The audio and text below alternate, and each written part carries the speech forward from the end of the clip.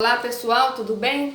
Resolvi gravar um vídeo bem curtinho aqui para explicar a diferença de alofone e pares mínimos, tá bom? Então, alofones e par mínimo na Libras.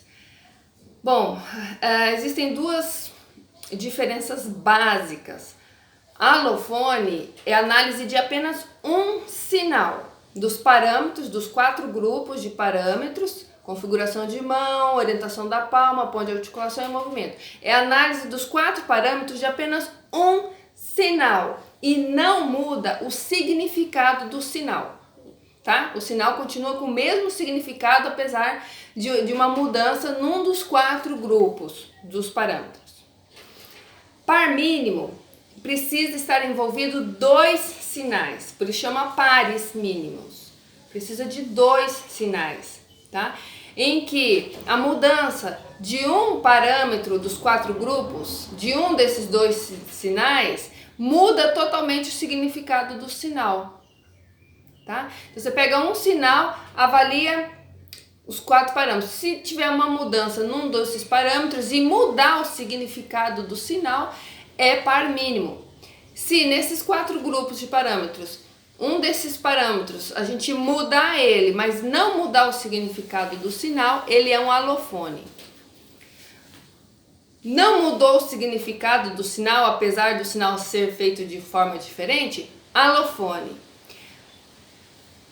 Se eu mudar um dos parâmetros do sinal e mudar o significado do sinal, ele começar a representar outra coisa, então é um par mínimo. Eu vou dar um exemplo. Alofone: entender e entender. Entender e entender. Apesar de eu mudar o movimento dos 4 grupos, apenas o movimento que eu mudei, ó, entender e entender. Mudei o movimento, mas o significado do sinal continuou o mesmo. Então é um alofone. Certo? Esse movimento de fazer assim ou de fazer assim é um alofone. Mesma coisa com domingo. Domingo e domingo.